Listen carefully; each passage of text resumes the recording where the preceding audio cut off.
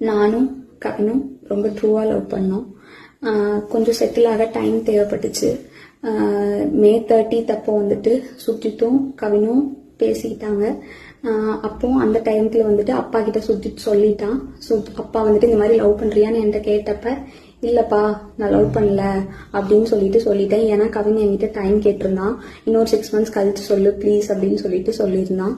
அதனால வந்துட்டு நான் வந்துட்டு அப்பா கிட்ட அன்னைக்கு சொல்லலை.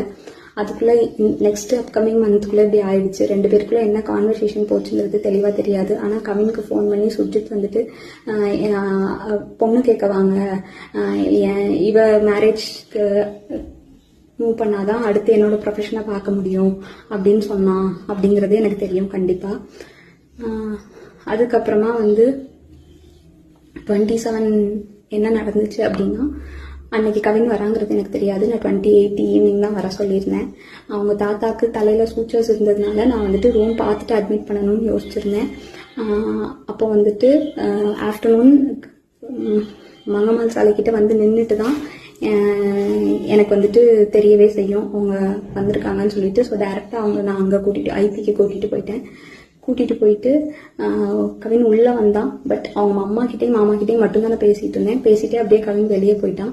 அங்கேருந்து கிளம்புறப்பந்தான் அவங்க அம்மாவும் கிளம்புறப்பந்தான் கவின் எங்கே அப்படிங்கிறதே நாங்கள் யோசித்தோம். நான் ட்ரீட்மெண்ட் ப்ரொசீஜர்ஸ்லாம் எக்ஸ்பிளைன் பண்ணிட்டு இருந்தேன். அப்போ யோசிச்சுட்டு நான் வந்துட்டு சொன்னேன்.